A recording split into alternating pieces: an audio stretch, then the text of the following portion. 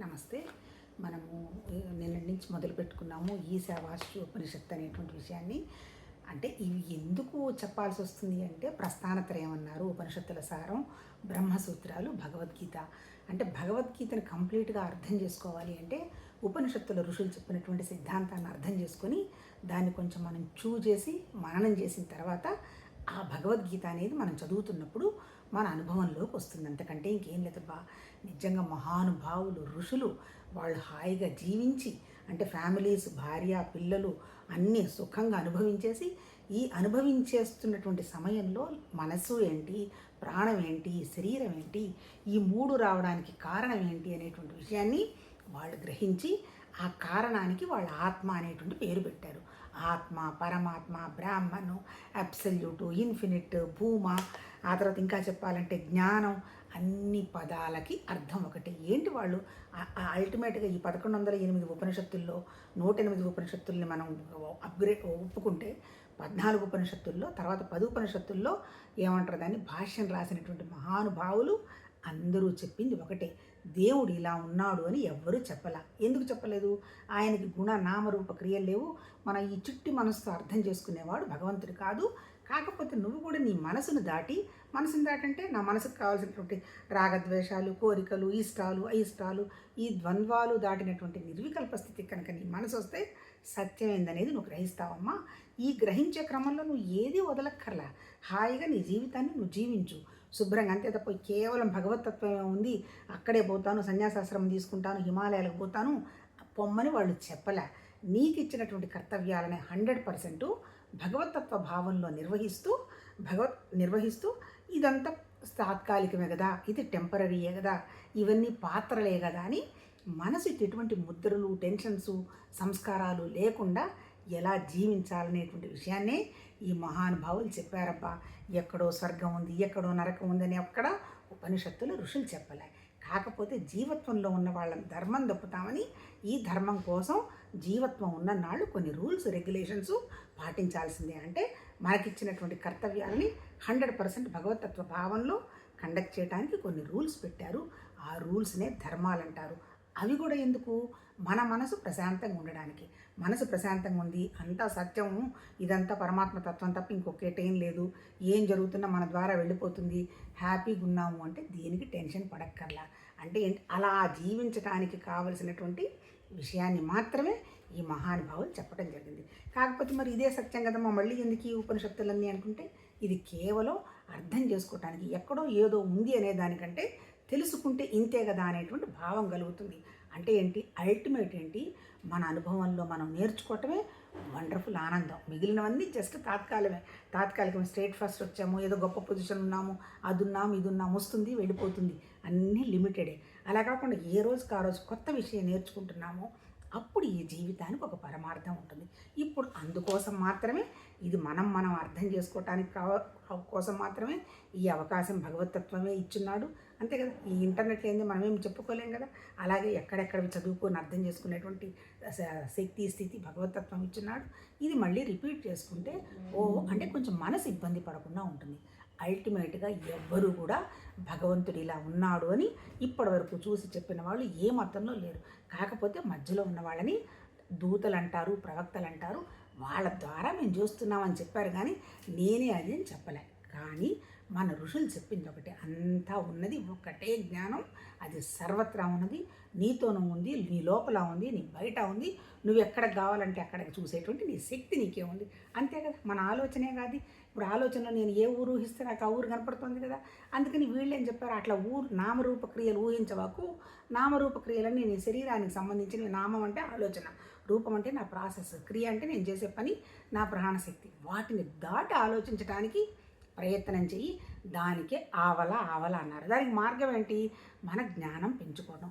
జ్ఞానం పెంచుకుంటే సత్యం ఏంటి, అసత్యం ఏంటి అనేటువంటి విషయం అవగాహన అవుతుంది. దాన్నే సాక్షాత్కారం అన్నారు. అప్పుడు ఏ పని జరుగుతున్నా మన ద్వారా జరిగిపోతుంది కదా అని ఒక సాక్షితత్వంలో మనం ఉండడానికి జరుగుతుంది. మరి 100% స్ట్రైట్ అవే మనకు ఆ సాక్షితత్వం వస్తుందా? రాదు. అందుకని ముందు వినమన్నారు, విన్నది అర్థం చేసుకోమన్నారు, అర్థం చేసుకుంది మననం చేసుకోమన్నారు, మననం చేసుకున్న తర్వాత ఆ ధ్యాసలో ఉండమన్నారు. అబ్బా వండర్ఫుల్, వీళ్ళు ఎలా చెప్పారు ఇట్లా? అన్ని పంచభూతాలు అన్నారు. నేల, నీళ్లు, అగ్ని, వాయువు, ఆకాశం పంచభూతాలు. వాటిట్లో ఏమున్నాయో మనలో కూడా అదే ఉంది. భూమి తత్వం స్ట్రక్చరు, అలాగే నీటి తత్వం పారే బ్లడ్ గిడ్డి ఇవన్నీ పారే వ్యవహారం. ఆ తర్వాత ఇంకోటి అహం మన దగ్గర, అగ్నితత్వం రూపం. మూడోది వచ్చేసి స్పర్శ, మనం వేడి చల్లనాన్ని గ్రహించగలుగుతాం. నాలుగోది వచ్చి ఆకాశతత్వం, అంటే అందరం ఆకాశం లాంటి ఖాళీలో ఉన్నాం, కానీ ఆకాశం ఎందులో లేదు. అల్టిమేట్ ఏంటి, మనం అన్నిట్లో ఉంటాం, మనం ఏది అంటించుకోకుండా ఉంటాం. అది సాక్షితత్వం. మరి ఆ స్థితికి రావాలంటే ఆ ధ్యాసలో ఉండాలి. అంటే మన మనసు దేనికి పని చెప్తే ఆ పనే చేసుకుంటూ పోతుంది. అందుకని మనకి ఏది కావాలి అనేటువంటి విషయాన్ని మనం గ్రహించగలగాలి. ఇప్పుడు 20 ఏళ్ళ వాళ్ళు కూర్చొని అంతా భగవద్గీత అట్లనే వీళ్ళు చెప్పలే. నీకు ఇచ్చిన పనిని పర్ఫెక్ట్గా ఎక్స్ప్లోర్ చేయి, కానీ చేస్తున్నప్పుడు టెన్షన్ పడపాకు, అంతా ఆ పరమాత్మతత్వం అనేటువంటి భావంగా చెయ్యని చెప్పటం జరిగింది. ఇందులో మొత్తం 18 సూత్రాలు ఉన్నాయి. సాధ్యమైనంత వరకు ఈరోజు ఫినిష్ చేస్తాం. కారణం ఏంటి, కొత్తది నేర్చుకోవచ్చు. ఇది చదివాము, ఇందులో ఇంకా మనకి అన్ని భగవద్గీత ఉపనిషత్తుల సారం, బ్రహ్మసూత్రాలు, భగవద్గీత మొత్తం ఉపనిషత్తులే, వేరేదేం కాదు. కొద్ది ఇంకొంచెం పేర్లు మార్చి క్లియర్గా ఉంది కాబట్టి ఇంకో పుస్తకానికి వెళ్ళడానికి టైం దొరుకుతుంది. అందుకని ఈరోజు ఈ గిస్ట్ అంతా ఒకసారి చెప్పేసుకుందాం. నిన్నేం చదివాము, ఈశావాస అనేటువంటి పేరు ఎందుకు వచ్చిందంటే ఆ మంత్రంతో మొదలుపెట్టింది కాబట్టి. ఏంటి ఆ మంత్రం, సర్వత్రా ఉన్నది భగవతత్వమేను, త్యాగగుణంతో అంతా అదేనటువంటి వ్యవహారంగా అది నువ్వు జీవించడం జరిగితే హ్యాపీగా ఉంటుంది అని మొదటి మంత్రం. రెండోది ఏం చెప్తారు, నీకు ఇచ్చినటువంటి ప్రతి పనిని కూడా భగవతత్వ భావంలో నిర్వర్తించుకుంటూ పోవాల్సిందే, కానీ అంతా భగవతత్వమేనని కళ్ళు మూసుకోవటమో కరెక్ట్ కాదు, అంతా నేనే చేస్తున్నాను నాదేనటువంటి అహంకారంతో జీవించడం కరెక్ట్ కాదు. మన ద్వారా జరుగుతున్నటువంటి ప్రతి పని ఆ పరమాత్మతత్వ భావంలో అని కనుక మనం చేయగలిగితే మన మనసు ప్రశాంతంగా ఉంటుంది. నిజం చెప్పాలంటే ఋషులు వాళ్ళ అనుభవంలోకి తెచ్చుకొని మనకు చెప్పారబ్బా, ఇక్కడ ఇదంతా ప్రకృతి క్షణం మారిపోతుంది. ఆ మారిపోతున్న ప్రకృతికి ఎందుకు మనం టెన్షన్ పడాలి? అందుకని మనం టెన్షన్ పడకుండా ఉండాలి అంటే ఒక హయ్యెస్ట్ థాట్ని మనం హయ్యెస్ట్ థాట్ మీద మన మనసు నిలబెట్టగలగాలి. ఆటోమేటిక్గా లోయెస్ట్ థాట్స్ వెళ్ళిపోతాయి. మనకందరికి అనుభవమేగా. ఇప్పుడు ఎగ్జామినేషన్ ఉంది, అప్పుడు నేను అది తిన్నాను అని ఎవరైనా ఆలోచించుకుంటూ కూర్చుంటారా? అక్కడికి పోదాం అని ఆలోచించుకుంటారా? దాని మీదనే ఫోకస్ పెడతాం. ఇప్పుడు ఇక్కడ ఏం చెప్తున్నాడు, నువ్వు అందుకని ఒక హయ్యెస్ట్ థాట్ మీద ఫోకస్ పెట్టి ఈ చిన్న పనులని క్యాజువల్గా నువ్వు జరిగిపోతున్నాయి అనేటువంటి భావనలో ఉండు, జరిగిపోతాయి.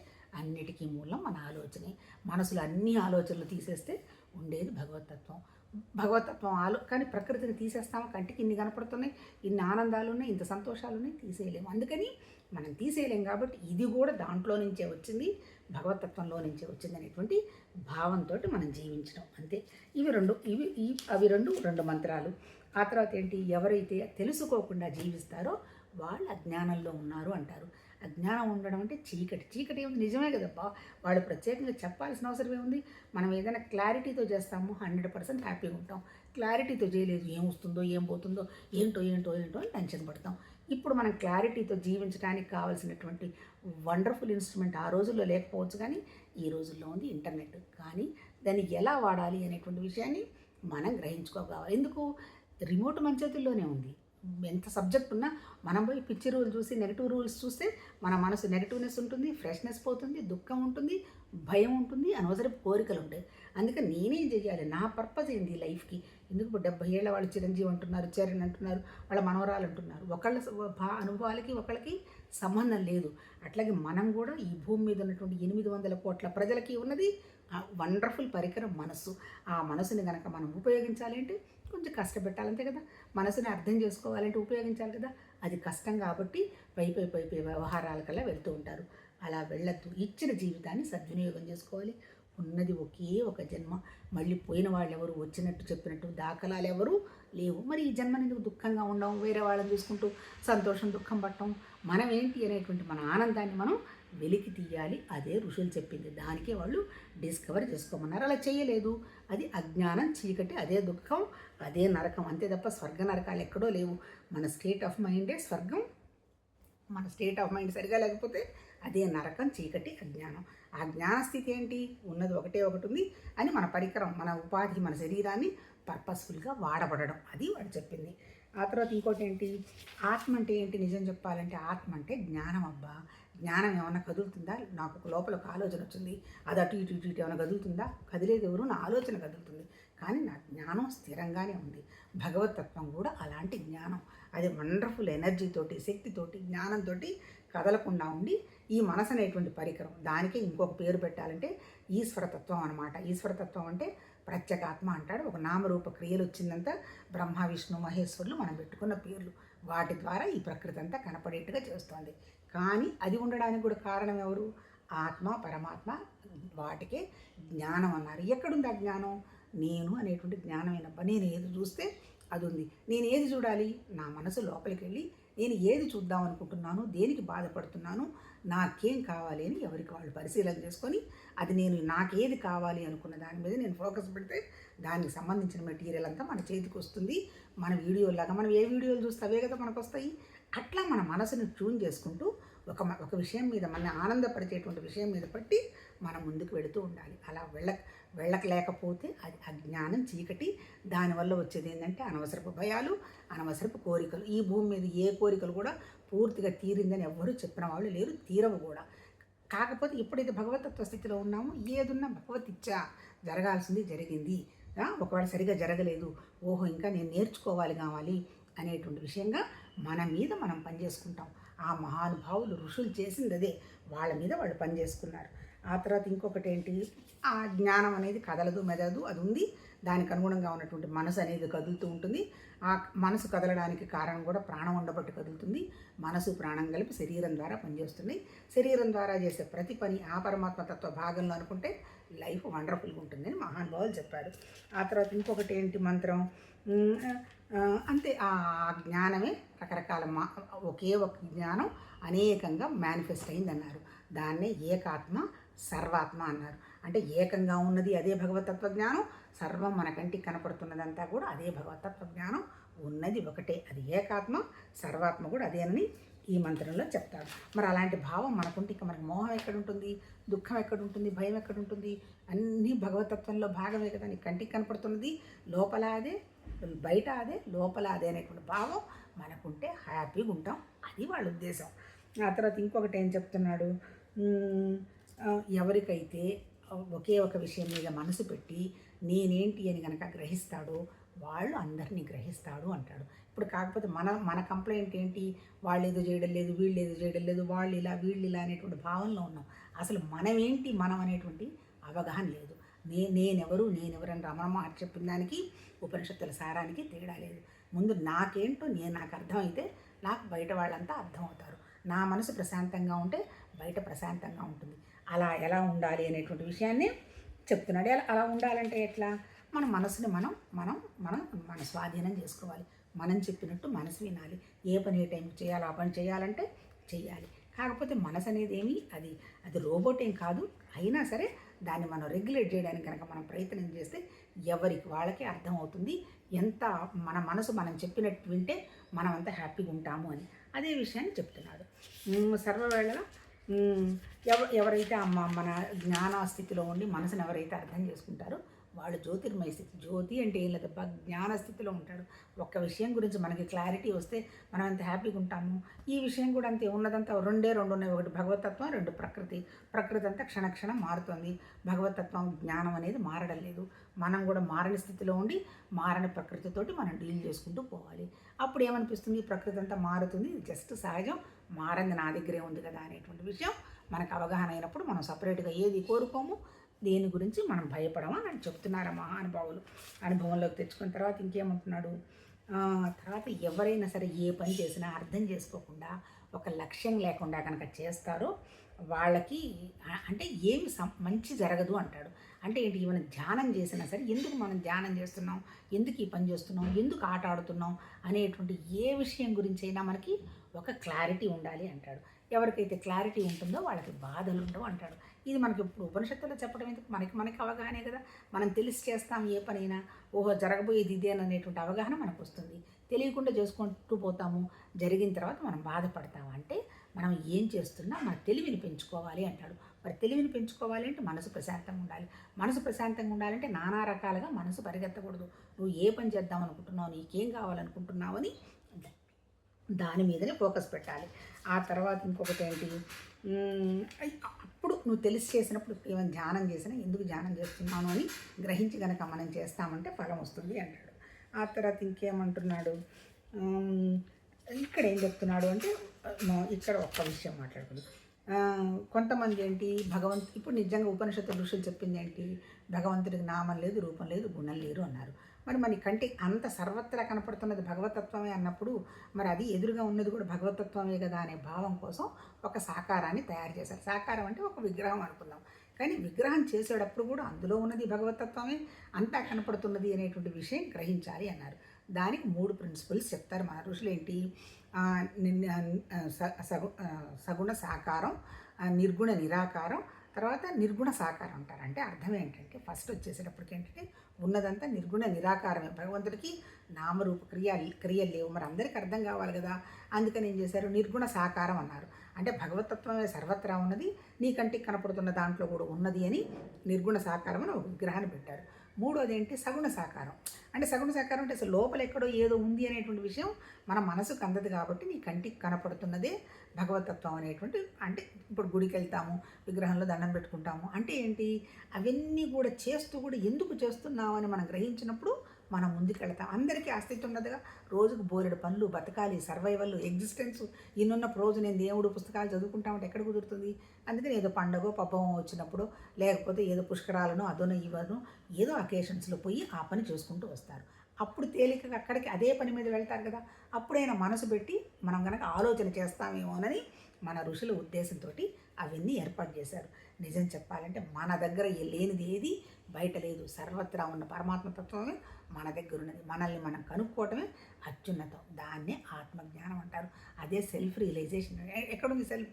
సెల్ఫ్ అంటే ఎవరు? నేను. నాకేం కావాలి, ఏం కావాలి అనే దానికి మహానుభావులు ఏం చెప్తున్నారు, ఉన్నదంతా ఒకటేనమ్మా, ఆ ఒకటి మీద మనసు పెట్టి నీకు ఇచ్చిన పనులన్నీ కూడా ఆ భగవతత్వం ఇచ్చిన పనుల భాగంలో కనుక నువ్వు చేసుకుంటూ ఉంటావంటే నీ మనసు ప్రశాంతంగా ఉంటుంది, అనవసరపు ఆలోచనలు ఆగిపోతాయి, ఉన్నది ఉన్నట్టుగా నీకు విషయం అర్థమైపోతుంది. కానీ మనసు లక్షణం ఏంటి, ఉంటే జరిగిపోయిన వాటిలో ఉంటుంది, లేకపోతే జరగబోయే వాటి గురించి భయపడుతుంది, ప్రస్తుతంలో పోల్చుకుంటుంది.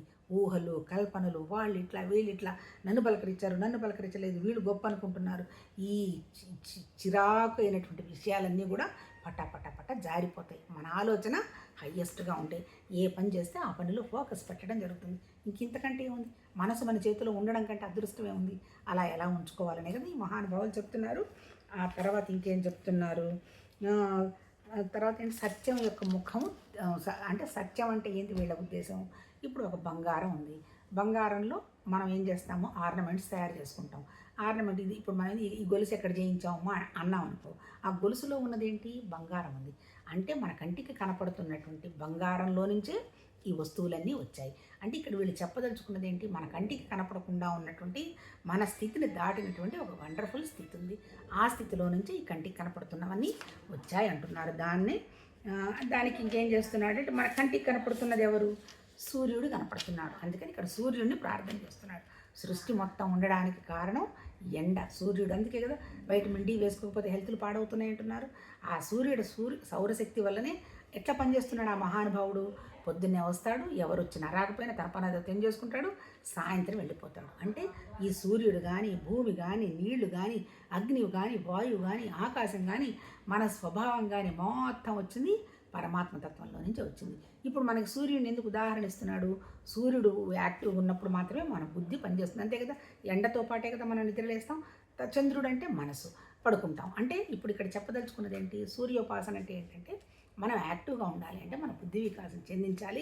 నాయన నాకు జ్ఞానస్థితిని ప్రసాదించు అని ఇక్కడ ఒక చిన్న ప్రేయర్ లాగా కోరుకుంటున్నాడు. తర్వాత ఇంకేమంటున్నాడు, ఇంకో మాట, నిజమే కదా, నా దగ్గర ఉన్నది భగవతత్వ శక్తి, సూర్యుడి దగ్గర ఉన్నది భగవతత్వమే. రెండోది ఎక్కడుంది, లేదు కదా. అంతేగా, అందరం ఒకే దాంట్లో నుంచి కదా వచ్చాం. అది ఒకే ఒక పరమాత్మ జ్ఞానంలో నుంచే కదా నేల వచ్చింది, నీళ్ళు వచ్చింది, అగ్ని వచ్చింది, వాయువు వచ్చింది, ఆకాశం వచ్చింది, మన స్వభావం వచ్చింది, జీవ చైతన్యం వచ్చాయి, చెట్లు, చీమలు, కొండలు, పుట్టలు అన్నీ చైతన్యమే. చైతన్యం అంటే జ్ఞానం అబ్బా. ప్రతి దాంట్లో జ్ఞానం ఉంది. కాకపోతే మన జ్ఞానానికి వాటి జ్ఞానానికి తేడా ఏంటంటే మన బుద్ధి వికాసం చెందించింది కాబట్టి మనం ఈరోజు సెల్ ఫోన్ ముందు కూర్చొని మాట్లాడుకొని ఎక్కడికంటే అక్కడికి ప్రయాణం చేసేటువంటి స్థితికి మనం వచ్చాం. ఎందుకు, మనకి వికాసం ఉంది కాబట్టి, మన జ్ఞానం అలా ఉంది కాబట్టి. చీమలో ఉన్న జ్ఞానం ఎంతసేపు, కాకపోతే పంచదారని ఇసుకని వేరు చేసే జ్ఞానం దాని దగ్గర ఉండొచ్చు. అలాగే ఏనుగు దగ్గర ఉన్నటువంటి జ్ఞానం ఏనుగు దగ్గర ఉంటుంది. అలాగే దాంతోపాటు రాళ్ళు రప్పల్లో కూడా జ్ఞానం ఉందన్నారు. ఎందుకు? మనం ఒక 400-300 సంవత్సరాల తర్వాత మనం బతుకున్నాం అనుకోండి, వెళ్ళి కనుక చూస్తే అప్పుడు అవి కూడా గ్రో అయ్యి ఉంటాయి. అంటే ఏంటి?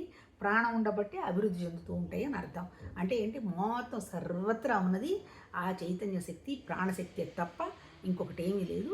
కాకపోతే అది మన దగ్గర ఉందనేటువంటి విషయం మనం గ్రహించేటువంటి స్థితిని ఈ ప్రకృతి, ఈ కోరికలు, ఈ ద్వంద్వాలతోటి మర్చిపోయినాం. మళ్ళీ నువ్వు గుర్తించి తల్లి, ఆ స్థితిలో ఉండి ఈ పనులు చేసుకుంటూ పొమ్మని చెప్పటం జరిగింది. తర్వాత ఇంకొకటి ఏంటి? ఈ మహానుభావులు ఇంకోటి చెప్తారు, ఎక్కడైనా సరే మనం లోపాలు వెతుకుతూ ఉంటే, దోషాలు వెతుకుతుంటే ఆ పని చెయ్యం. ఏ దోషం వెతకమన్నాడు ఇక్కడ? ఇప్పుడు మన శరీరం ఉంటుంది. ఎందువల్ల ఉంది? ప్రాణం ఉండబట్టి ఉంది. తర్వాత ఏమవుతుంది? ప్రాణం పోతుంది. ప్రాణం ఎప్పుడైతే పోతుందో మనసు కూడా వెళ్ళిపోతుంది. అంటే ప్రాణం మనసు కలిసి వెళ్ళిపోయిన తర్వాత ఈ పంచభూతాలతో తయారైనటువంటి శరీరం వెళ్ళి బూడిదైపోతుంది. మరి ఈ బూడిదయ్యే దానికోసం అంత టెన్షన్ అవసరం? అంటే ఈ మహానుభావుల ఉద్దేశం ఏంటంటే, అలా నెగటివ్ విషయాలు కనుక నువ్వు గుర్తున్నప్పుడు అనవసరమైన విషయానికి కొన్నంత సంపాదించావు, దాచుకున్నావు, ఏదో తినడానికి ఉండడానికి ఉంది, ఎంతైతే సరిపోతుంది? సంపాదించు, తప్పలేదు. భగవతత్వం దయ వల్ల ధర్మంగా వస్తున్నది, ధర్మంగా ఖర్చు పెడతావు. మోసం చేసో అవతల వాళ్ళ ప్రాణాలను పణంగా పెట్టి సంపాదించిన డబ్బు ఏమవుతుంది? అలా ఉన్న వాళ్ళంతా ఏమైనారు? మనకి తెలిసే ఎన్ని జనరేషన్స్ వెళ్ళిపోయినాయి, ఎంత పవర్ వెళ్ళిపోయినారు, ఎంత ఉన్నవాళ్ళు ఎంత పేదవాళ్ళు అయిపోయినారు. అంటే ఇదంతా భౌతికం, తాత్కాలికం అనేటువంటి విషయం మనకి గుర్తుండాలి. అంటే ఈ శరీరం శాశ్వతం కాదు, దీనికి అంత ఘర్షణ పడాల్సిన అవసరం లేదు. ఈ శరీరం ఉందంటే, ఈ ప్రాణం ఉన్నదంటే కారణం కేవలం భగవతత్వం యొక్క జ్ఞానం, చైతన్యం మనతో ఉండబట్టే ఉన్నది అనేటువంటి విషయాన్ని అవగాహన చేసుకొని ఈ శరీరాన్ని సమిష్టిగా ఒక భగవతత్వ పనిగా వాడడం జరిగినప్పుడు ప్రాణశక్తి అద్భుతంగా పెరుగుతుంది, లైఫ్ వండర్ఫుల్గా ఉంటుంది. ఇప్పుడు ఈ మహానుభావులు చెప్పింది కూడా అదే. ఇది కూడా అగ్నితో పూజ చేస్తూ నా జ్ఞానం తొలగించి నన్ను ముందుకు తీసుకెళ్ళమని అడుగుతూ ఈ పూర్ణమద అనేటువంటి శాంతి మంత్రంతో క్లోజ్ చేస్తున్నాడు. ఏంటి పూర్ణమద? నేను చెప్పుకున్నాం కదా, ఉన్నదంతా పూర్ణమే. ఆ భగవతత్వంలో నుంచి మనమంతా వచ్చాం, మనము పూర్ణమే. పూర్ణంలో నుంచి పూర్ణం తీసేస్తే ఉండేది పూర్ణమే. అంటే ఉన్నది భగవతత్వ జ్ఞానం తప్ప ఇంకేమీ లేదు. ఆ జ్ఞానం వల్లనే ఇంత అద్భుతమైనటువంటి సృష్టి మేనిఫెస్ట్ అయింది. మనం కూడా ఏంటి, దాన్ని మనం చూడలేము, చూస్తే మనలాగే అయిపోతుంది. దానికి ఇష్టాలు ద్వంద్వాలు అవన్నీ వస్తాయి. అందుకని అలాంటి చిన్న స్థితిలో అది లేదు.